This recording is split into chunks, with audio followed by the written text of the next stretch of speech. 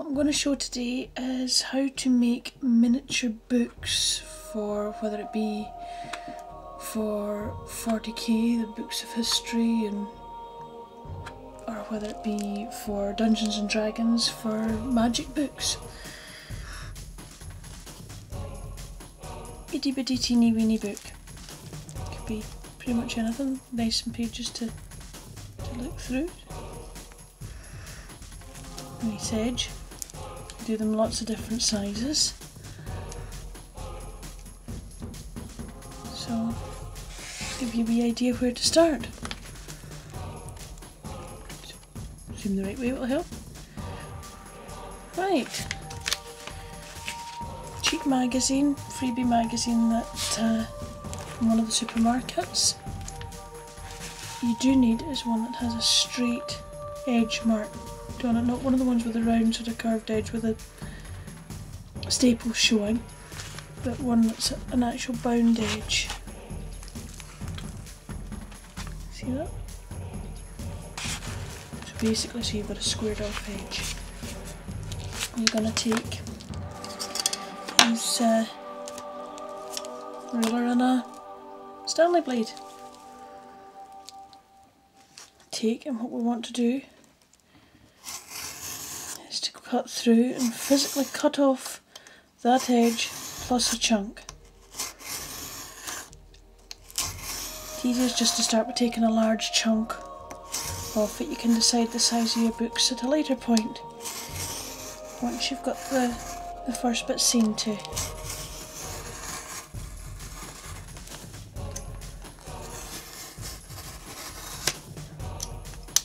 Doesn't have to be 100% perfect because you will be neatening it up afterwards.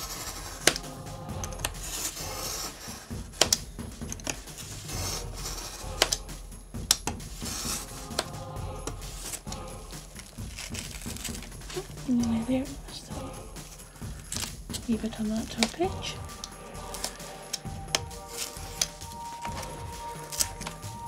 There we go. One magazine minus its binding, nothing left holding it together, so that can go for recycle. Fine. You're left with a long strip. Right, first thing you want to really do now is decide, quite simply, what size you want your books. Let's see, we wanted about that length, that's quite a weighty tome. So I take there, yet again, quite simply just cut through with a Stanley blade.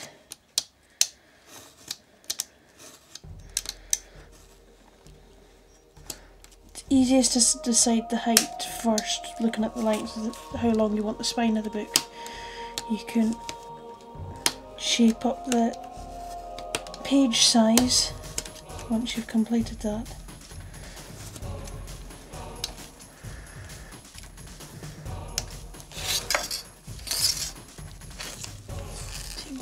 This left like this.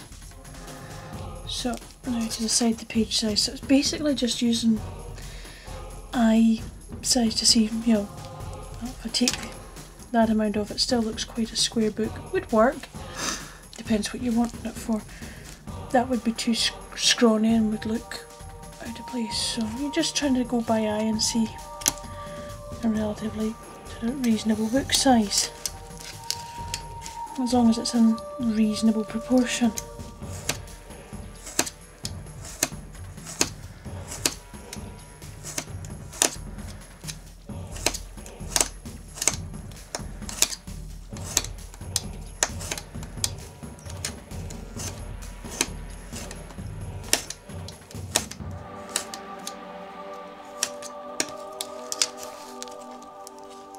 And once you've got a depth in it, you don't necessarily need the ruler for the rest of it, because you can see where you're headed because you've already got it marked.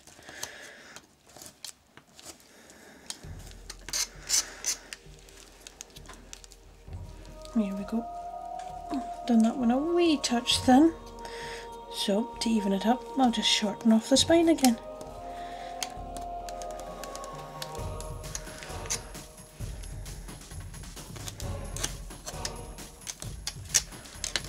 we go, looks a lot more in proportion. And basically you can decide on lots of different sizes of books. There's a few other ones I've done.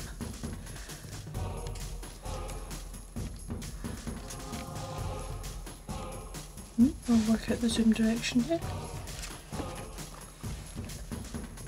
See, lots of different sizes.